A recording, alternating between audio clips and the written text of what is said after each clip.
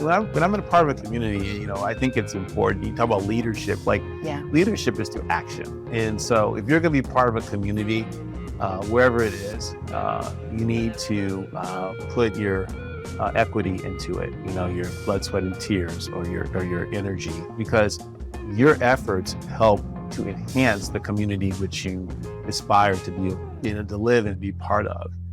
I think that's critical. Welcome to another episode of Dustin's Kaleidoscope. Today, I have the pleasure of speaking with Frank McGehee, a remarkable leader and someone I have known for a long time. Frank has been a pivotal figure not only in his professional career, but also in his extraordinary leadership within our community.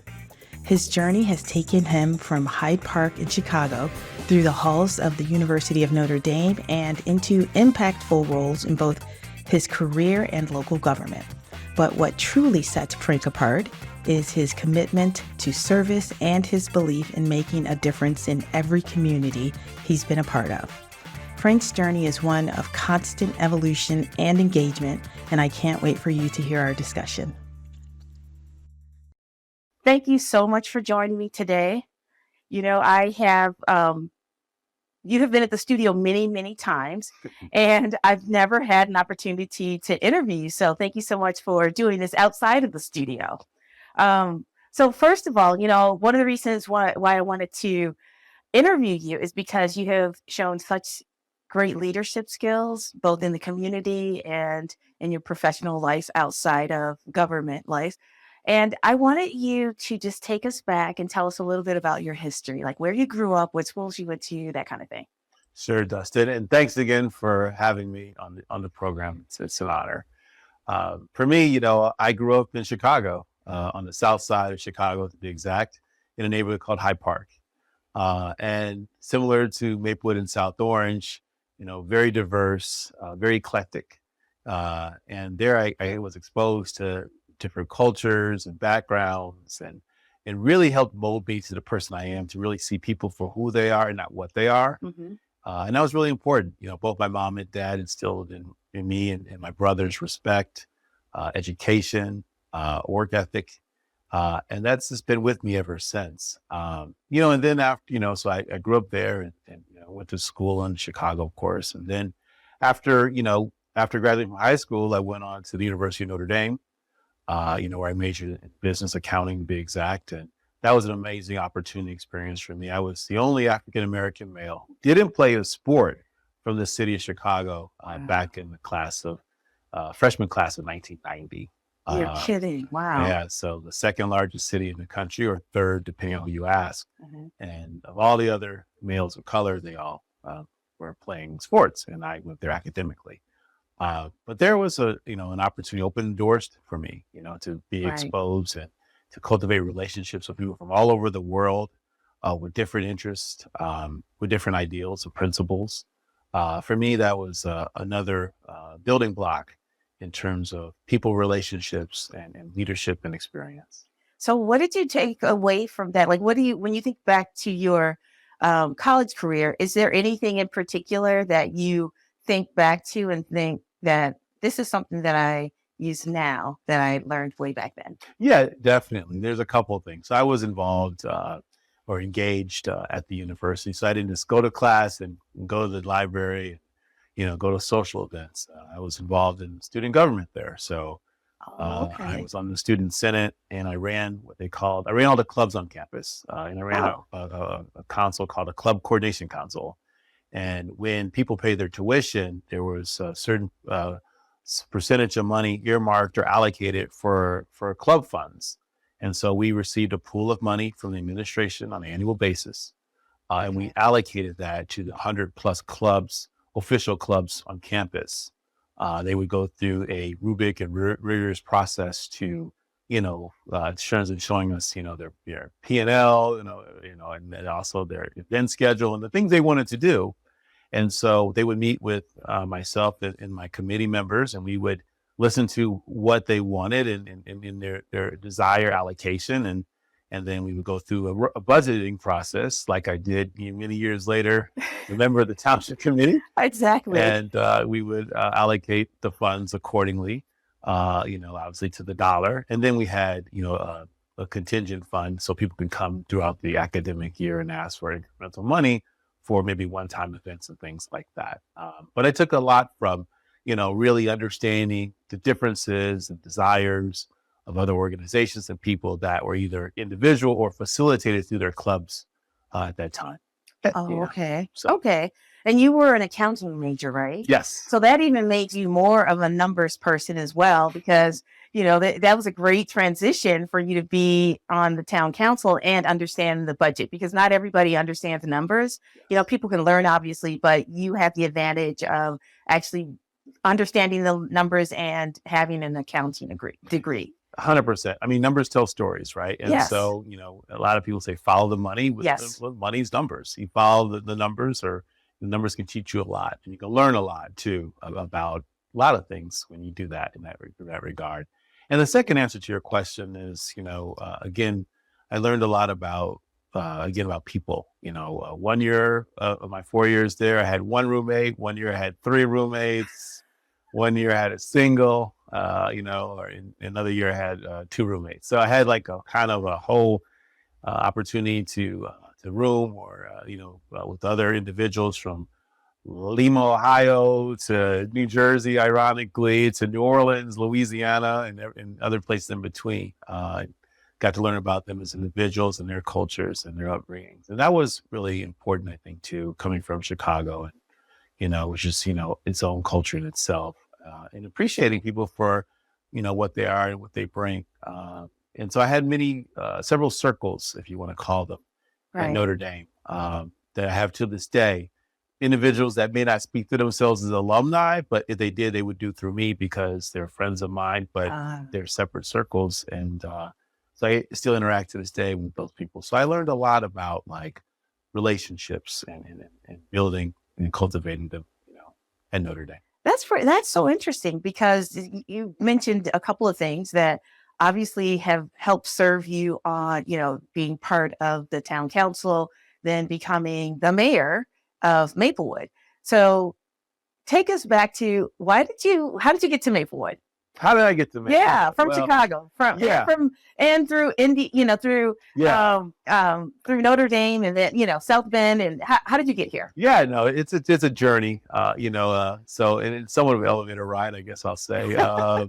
After Notre Dame, I said I majored in accounting, but for me, I felt like accounting was a great baseline or foundation in terms of business, but I actually went into finance. So I was at commercial lending for 3 years back in Chicago. So I worked for some major FIs or financial institutions in Chicago. And then after like really, analyzing, cash flow statements and personal financial statements and helping bank officers decide they were going to, allocate, money to small businesses or middle-sized businesses, because I did deals from $1 million to $50 million. I realized that there was a missing piece in my tool set. Yes, I could understand financial, stability, if you will, but I didn't understand how products and services were developed and evolved that to a point that they needed funding to grow those businesses. So for me, I thought the most prudent thing to do was to go back to business school. Yeah, of course. Yes. After 3 years, I started to apply for business schools, and I was very fortunate to get a full ride or scholarship as part of the consortium program, which was designed for underserved communities or people of color to have opportunities to go to one of the top 30 business schools in the country. And for me, I received a full ride to the University of Wisconsin-Madison.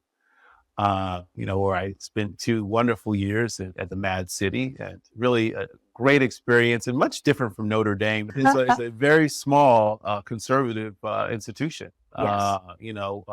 And Wisconsin was completely opposite. I went from, there were 8,000 undergrad at Notre Dame, and there was 45,000 undergrad at Wisconsin, and the grad schools probably had another 5,000 to 6,000. So it was incredible, the difference, the whole delta, if you will, of the difference in those schools.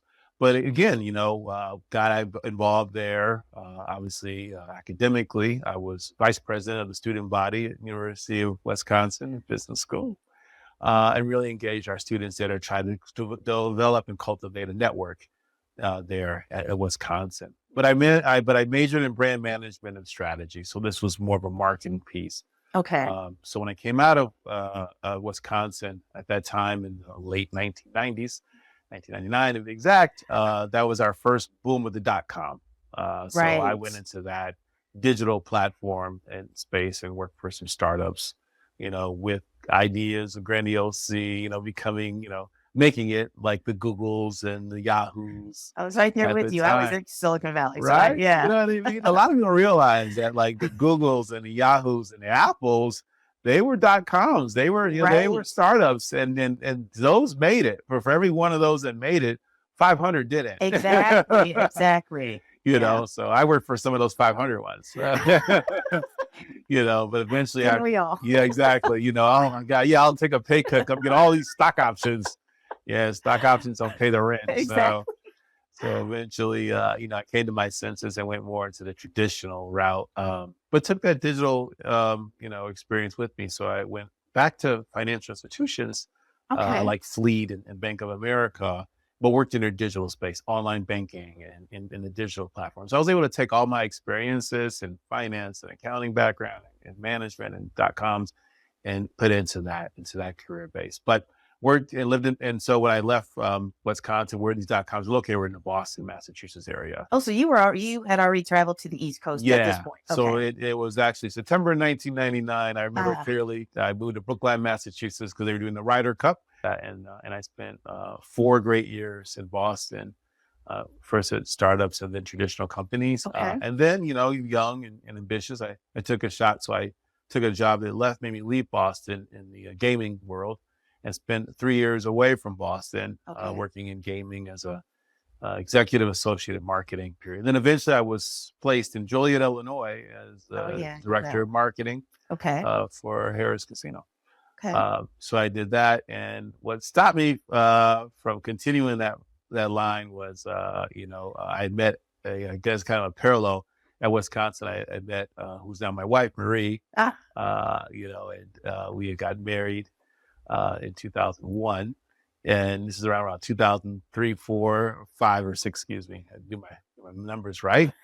And and then Marie, we got pregnant, and Marie wanted to kind of go home back to Boston. Oh, okay. So we relocated back to Boston for my second tour of duty, if you would call it. So I spent about another 8 years in Boston, working, for some great companies there. But what happened there was Marie, who's an amazing executive in her own, with herself, received a wonderful offer with Verizon in Basking Ridge, New Jersey. And that's and taking the opportunity resulted in us relocating to New Jersey in 2013. And that is why I'm here to this day. Wow. Okay. Okay. So that was quite a journey to get here, but you got here. And we got here. That's very cool. So now that I've heard the story, you have been in leadership, and specifically during your time at Wisconsin, you were part of student government. Yes. And at Notre Dame, you also, so this was a natural progression for you to actually get on town council. So when you got here, what made you, the other places like Joliet and Boston, those other places, you weren't involved in politics, correct? So from a political perspective, I had started my second tenure, if you will, in Boston. We actually lived in Newton, Massachusetts. Okay. And about 3 years into that 8-year stint, I did start to get involved in service, in that area. And I sat on the Economic Development Committee, through the appointment of Seti Warren, who was the mayor at the time. Okay. And started to work with other organizations in the Boston area. So I was a member of the Partnership, which is an African American or people of color program for executives, of color throughout the major companies, and Blue Cross Blue Shield, John Hancock, State Street, and so forth. All the big TJ Maxx, like all the big Reebok, all the big companies, corporate companies that were affiliated or stationed, if you will, in Boston, were part of this partnership program of bringing young executives of color together, to form a network within a network. Okay. So you were involved there to some extent, like politically as well. Yeah, so I started to get involved politically, Okay. and even was looking at a potential run for office way back then. Oh, okay. Around 2012, 13, and of course, we pulled the plug when we decided, to take Come this here. opportunity here. Okay. So for me, I really had not thought about, getting involved politically here in New Jersey until I just got engaged, as I always do. Right. When I'm in a part of a community, I think it's important. You talk about leadership, like Yeah. leadership is to action. And so if you're going to be part of a community, wherever it is, you need to put your equity into it, your blood, sweat, and tears, or your energy, because your efforts help to enhance the community which you aspire to be, to live and be part of. I think that's critical. Like for those who come to any community and say, "Hey, I'm living in Maplewood, South Orange. It's so diverse," but you only get on the train and go home, and then but you don't engage in any activities or organizations or even your neighbors or broader neighbors in the community. How are you contributing? How are you making this a diverse and equity based or community? What are you contributing to help enhance and continue that culture? And that's critical. And so everywhere I've gone, I've always said I will be part of the culture to make it better than it is, if possible. And you bring up a great point that the involvement and the engagement that you have in your community really sets a person apart. And you actually are part of the community instead of, as I like to think of it, like as being on the top layer. Like you can just say, like as you said, you can go in to the city, come back to this area and say, hey, I live in this diverse community, but how are you involved? And, to your point, you said you started, once you got here, you started thinking of, you immediately got involved. What was the impetus to actually get you to run for town council? Yeah, good question. So that's a great question. So I got involved like with the PTA of my daughter's school at the time, and a couple other smaller organizations that are no longer around, ironically. But I had met at a social event. I had met a former mayor of Maplewood, and through a mutual friend who was a realtor, and they had communicated to this former mayor that that I'm new to Maplewood, and I actually had started to consider public service. Okay. And so we sat down and had a really pleasant conversation, and he just said, "You can do it here too." Mm. I said, "Really?" He goes, "Yeah, just continue to engage, find organizations that are important to you, and you can, I think you have a shot here." And I said, "Really? Why?" I said, "I really don't know anyone here." He goes, "No, you'll be surprised." And I took those words and heed that advice, and got involved with other organizations like the Library Foundation, Right. which I was a member of for several years before I even got elected. And then Girls on the Run, doing like part of that, organization, and just kept doing things that were helping the community, as I said earlier, would contribute positively to the community. Right. And then, of course, engaging with my neighbors, broader neighbors, the Community Coalition on Race, Right. which is a wonderful organization. Became a board member there, went through that process of, getting brought onto appointed to that board. And then the accumulation of those things, and also the desire to be a voice for all people, and especially people of color, being at the table, that drove me to say, hey, in 2015, I'm interested in starting this journey. Okay. So I know you're obviously when anyone runs for any position, your family is involved. How did your family feel about this? Yeah, no, it's always, I'm sometimes I say that I'm the face, right? Or the name, but if you all on both sides of me, behind me, in front of me is family. Okay. So Marie has been super supportive to this day in terms of political service, and is my greatest I would say greatest person, but also my biggest critiquer, if you will. Mhm. So will give it to me, straight and direct, which I appreciate. Right. So, and I don't like to say supporter because I feel like in a lot of ways, she has been there and seen the full gamut of emotions and things that you deal with in public office. The point is that you're under a microscope, and a lot of people uh, think or feel that they own you in some ways, or you work for them. And I told people many times, I don't work for you, I serve the community. And Mm. I think that's a big part. And now with the evolution of social media, it's very difficult. So Oh, there's a lot of people that will express things on that platform that they would dare never say in your face for many reasons, and you can kind of go from right, right, there. right. I mean, did it get to the point where you felt like I no longer want to do this? I mean, obviously you don't see things online that are not nice. Obviously, it doesn't feel great. Yeah. But how did you deal with that? Yeah. Well, at the end of the day, when you're a public official, like, you have to understand right away that you cannot make everyone happy, and you have to make decisions for the greater good, even if they contradict what you personally may want to do and feel or think. That is the mindset that you should have. So, in any kind of controversial issues or situations, I took that lens, thinking about what is in the greater good of our community, what's going to go from good to great and great to best. And that's the key. But in terms of the the online, or that medium or that platform, I many times just ignored it, shut it down. Okay.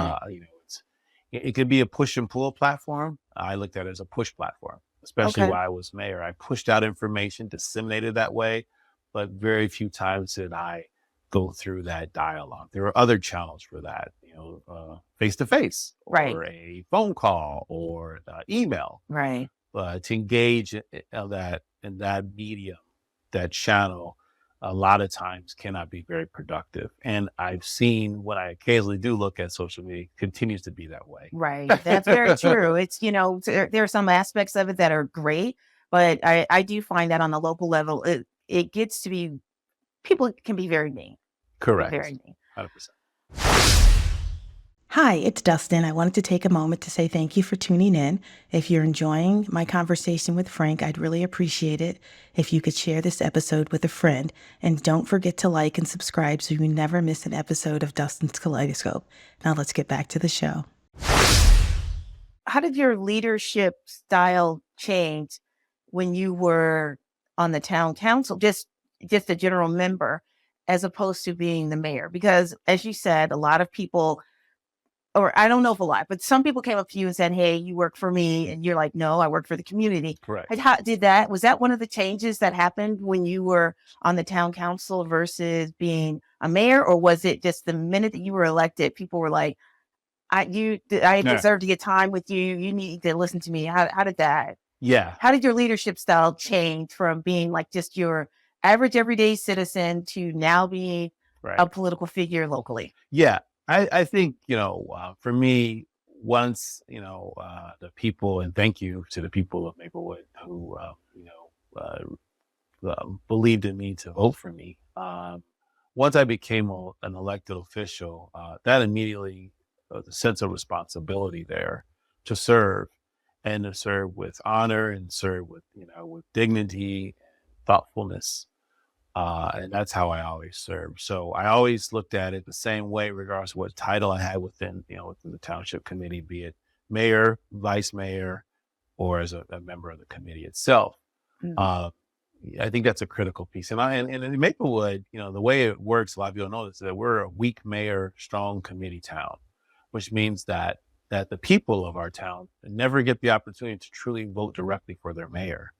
I think if that was the case, by the because we're in a different statute, there's like 7 or 8 different statutes for municipalities. That's why you have a boroughs and villages and townships and cities. That those are different names because they're different statutes to form their municipal government.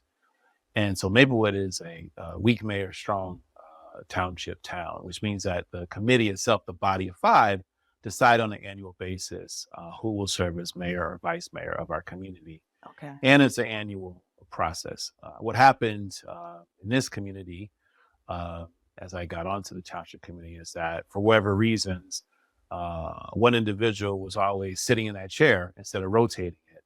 And I think that was to the detriment of the community a little bit, to be honest with you, because, it's all about opportunity, right? You want to give people opportunity. People should all have opportunity to serve at the highest level, being mayor or vice mayor. And so when one person, it's kind of like what we're dealing right now in our political landscape at the highest level, where we don't think about succession plans or opportunities for others, then we have what we have today. But for me, I digress a little bit there. I always looked at it as, yes, I want to serve at all levels. Okay. And I'm going to do that because I think that's the opportunity that I should have as well as anyone else on that committee.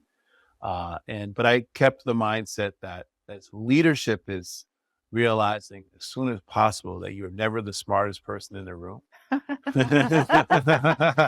And how do you remedy that? Exactly. I mean, not that you have to be, but Right. but obviously, filling in holes. What do you do when you're not the smartest person in the room? You listen. You have to listen. It's interesting because when you sit at these tables, especially like during COVID, right? Right. I'm sitting at a table and I'm looking at a fire chief. I'm looking at a police chief. I'm looking at a health officer, a person in charge of public works, CFO. These are individuals who have gone through years and not decades of education and training to do what they do and to be at the top of their game at their level. Right. I'm an elected official. So how can I tell a chief of police or fire how to do their job? Right. I can listen and we can collaborate and their expertise will be communicated to me and I can leverage that to help make an assessment. But I would never tell that individual how to do their job. I would ask them to do the job in a certain way, but not to do their job.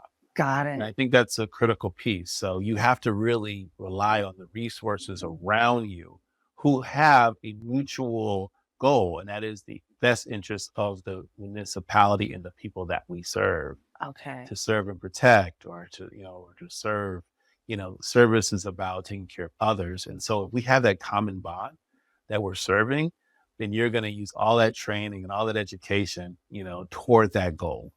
And if an individual who doesn't have all that training experience and says, well, you shouldn't do this, you should do that, then you realize that person thinks they're the smartest person in the room and clearly are not. Okay. Got it. And you mentioned something that this is what I wanted to bring up earlier is that one thing, let's get the big elephant out of the room. You actually served during COVID. Like this is something that happened. It'll only happen once in our lifetime, I hope. Yes. But this is something where you were pretty early in your, in your elected, in your position. 3 right? months. Yeah, 3 months in. Yeah. So how did you even deal with that? Like, I know you did well because even though I don't live in Maplewood, yes, I was getting all of your updates about what was happening. But can you take us through, because I think this is a big part of leadership too. Yes. You did a lot of excellent communicating. Thank you. Can you take us through, like, how did you decide how you would approach this? What was the thought process when, you're 3 months into your tenure Yes. as mayor, and then all of a sudden COVID happens? What was your thought process of how you would lead the community in, making sure that everybody had good information? Yeah. Looking back on that time,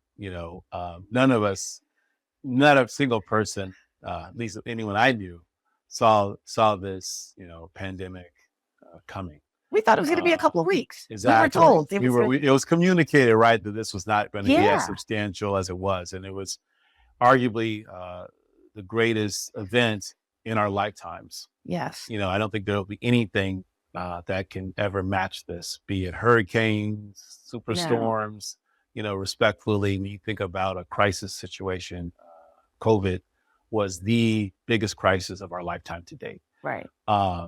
But that being said, I took a thoughtful lens, as a parent, so, as a family member, as a neighbor, that was basically arguably masked in fear. Where are we going? Right. What's happening? And when you're fearful, you look for knowledge, you look for information, you look for comfort, stability, direction. And that was the mindset I took, to communicate, to be very transparent. As soon as I was provided with information, to read it quickly, to get second opinions if necessary from a health perspective, and to get that, communicate that, and disseminate that out to the people so they had something to read or ingest in their homes while they were sheltering in place. Right. How can we get over this hump? How can we, move forward? How long is this going to stay with us? What can I do? What should I not do? How can I live? How can I survive? Mhm. And there were so many moving parts because it wasn't just the health component of it. There was a huge economic component of this as well. Right. If you have small businesses that now can't have patrons because of this, how do you help them survive? How do people work? It's just there's so many facets of it. So, I departmentalized so many components of it, and then I just went deep on all of them. So I went wide and deep, which I think is unprecedented. I think a lot of times you can go very deep on a few objects, or go, right, or you Right. go very wide and somewhat deep on many situations. But for me, it was about thinking about the individual, the family, the parents, the children in those homes, and how to make them safe, how to feel they're empowered in terms of knowledge, because knowledge is power. Okay. What I can and cannot do. And as more information came about, getting it out quickly, also keeping people optimistic and positive, and knowing that people care, and that your police and fire and your public works, which are your first responders, Right. were there for you and had been there for you and will continue to be there for you. And then also processes if you unfortunately were impacted by COVID. Those are critical pieces, and lots of communication. Not just disseminating communication. You mentioned to the residents of Maplewood and South Orange, but communication amongst the leaders, public officials, so that we knew what the next steps were. Right. So very thoughtful, step by step by step. And then of course, as things started to evolve in terms of, the vaccine, how do we get that distributed, allocated to, our residents, and how do you stack rank that, Right. people that had, compromising, situations needed to be vaccinated over others, or the age factor, and then, the safety of, of those particular vaccines at the time. So it was a lot. It was really a lot. Yeah. But yeah, it was like, I remember as I started to get information, the beginning of March, I was like, oh my gosh, this is like, whoa, It's you know what big I mean? because it was universal. It wasn't just like in Right. the US. It wasn't Yeah. just like in, parts of Asia. It wasn't in parts of Africa. This was, I was calling friends in Europe and they're like, yeah, we're under a different type of lockdown. Correct. But this was something that in our lifetime, everyone in the entire world pretty much experienced the same thing. Yes. So, just on a broader level, Sure. if not just thinking about COVID, is there anything that you would have done differently? In this next segment, Frank reflects on his journey and shares insights on what he might have done differently, both in his professional career and personal life. It's a good question. I think knowing is always funny, like, because, hindsight is 20/20, as they say. Yes. I guess what I would have done differently is try to understand that all moments pass, and to live in the moment even more than at times I lived in the moment. I think that's the biggest thing, and I don't know if that makes sense to some people, but those who get it will get it. Yeah, that is probably the one piece of advice or one thing I would have done differently. These pockets of moments in our lives, be it in a work function, a social function, a service function, understanding that moment and maximizing that moment for the greater good or for yourself. I would, for your career, doing those extra things or taking that extra time, or, I would have done that if I could go back now in many capacities, but you can't. So the key is to do it now. I don't know if that's clear, but really what that means is that, like, certain things happen for a reason, and you may not understand the reasons, but understand the moment, and then try to see how you can take the most out of that moment to build your building blocks, your mental, physical, and spiritual, and even monetary health. Those are critical pieces. I tell my daughter, I said, listen, no, it actually does pay to save money right now. Don't be surprised. I can't believe it. Man, that $1 now is really worth, $5,000 from 30 years ago. It really it happens. This happens. It just sneaks up on you. It really does. So the greatest attribute in life is time, and how you spend it is a critical component, I think. And leaders should spend that time learning, learning from others. You can learn from everyone. I had a mentor once that taught me when I first went into banking. We went to lunch at a cafeteria, and I watched him, and he was going to get some food, and he said to the individual serving us, he goes, would you like, I don't know, would you like the fish or the beef? And then he said to the individual, as the individual asked him, and then my mentor at the time said, well, what do you recommend? And then he said, well, the fish came in yesterday, and it's fresh. The beef been here the last 2 days. I would get the fish. And I learned right there in that moment, right, that you always value everyone around you because everyone has knowledge that you don't know. So always treat people with respect and be humble, right? Right. So from that moment forward in 1994 to this day, I go somewhere and they'll say, what would you like to eat, sir? I said, well, what do you recommend?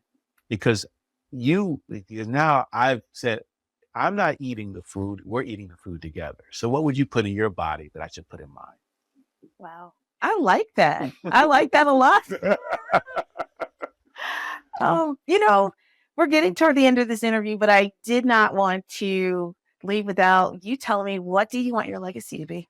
Oh my gosh. Just an easy question, just a very easy question. So I guess I'll go back to that one at a time. I would love to be remembered as someone who served this community, who was thoughtful. Arguably, everyone didn't agree with me in certain issues and stuff. There's some that linger to this day than others. But regardless of opinions and mindsets, I always thought about the greater good. And and as a Black man, one thing that's really challenging, especially in these communities, is that as hard as we try to put people in buckets. I think that a Black man acts this way or does this and does that, and that's not true. We as people of color are very diverse, very complicated, and our community is super complicated, and who we are as a people and culture is complicated. And so I would always want to be remembered as someone who understood that and always had that in the back of their mind, but didn't let that solely define me, because so many other things define who I am and who I will always be. And that's how I want to be remembered. I don't think we can do better than that for an ending. So thank you so much for coming on and telling us about, all the things that are important to you. And it was lovely catching up with you. Always a pleasure, Dustin. Thank you for having me. All right. Thank you. Thanks for tuning in to today's episode with Frank McGehee. I hope you found our conversation as engaging and insightful as I did. If you enjoyed it, please share it with a friend. Don't forget to subscribe so you never miss an episode. See you next time. Bye.